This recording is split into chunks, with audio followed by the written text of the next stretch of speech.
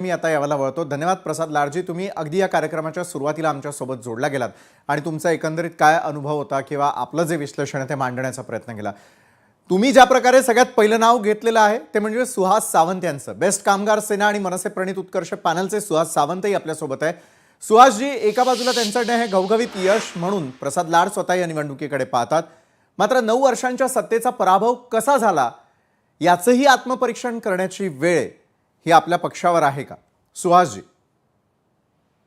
नाही, आम्ही ते आत्मपरीक्षण केलेलं आहे। बरं, ही 15 दिवस आम्ही ही जेव्हा निवडणूक लढवत होतो तेव्हा आमचे मित्र प्रसाद लाड आता बरंच काही बोलले, मी ऐकतोय ते, परंतु ज्या तऱ्हेने प्रसाद लाडनी ही निवडणूक लढवली आहे आणि कामगारांकडे ज्या तऱ्हेने पैशाचा ओघ चालू केला, अनेक कामगारांच्या घरोघरी कार्यकर्ते गेले, ते म्हणतात की आम्ही पक्ष आणला नाही, परंतु सगळ्या भागामध्ये म्हणजे मुंबई पासून आसनगाव पर्यंत आणि इकडे विरार पासून अगदी नालासोपारापर्यंत आमचे हजारो बेस्ट कामगार राहतात।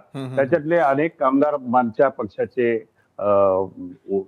मेंबर आहेत आणि त्यांच्या घरोघरी यांची माणसं गेली। मी आता पुन्हा पक्षाचं नाव घेत नाही, मला कुणाला हे द्यायचं नाही, पण घरोघरी माणसं गेली आणि आपल्या पत्रकाबरोबर पाकिटही दिलं गेलं।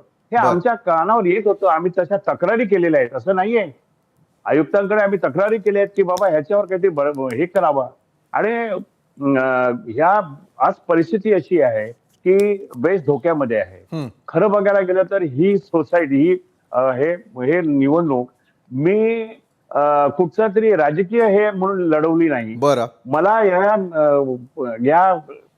याच्यामध्ये बेस्टच्या ह्या सोसायटीमध्ये इंटरेस्ट नाही तेवढा, मला बेस्ट वाचवायची आहे। आणि मला माझं असं हे होतं की बेस्टची जी वाईट परिस्थिती सध्या निर्माण झालेली आहे, बेस्टच्या फक्त 300 गाड्या राहिलेल्या आहेत, बेस्टच्या सगळ्या डेपोमध्ये बेस्टच्या गाड्या नाही। आणि हे सगळं आमच्या मित्रांना सगळं ठाऊक आहे, कदाचित त्या मित्रांना तशा तऱ्हेची ती परिस्थिती आणायची असेल म्हणून सोसायटीमध्ये त्यांनी तेवढा इंटरेस्ट घेतला असेल, पण सोसायटी इलेक्शन निवडणूक म्हणून फार मोठी मी लढवलेली नाही।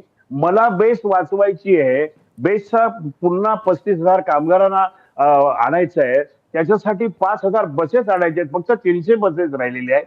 आणि हे बेस्टची 50 वर्षाचा इतिहास बघा, लौकिक पहा, हा वाचवण्यासाठी मी ह्या निवडणुकीत उतरलो। बरं सुहासजी, मला आपला अजेंडा लक्षात आला की बेस्ट वाचावी आणि बेस्टचे कर्मचारी वाचावे।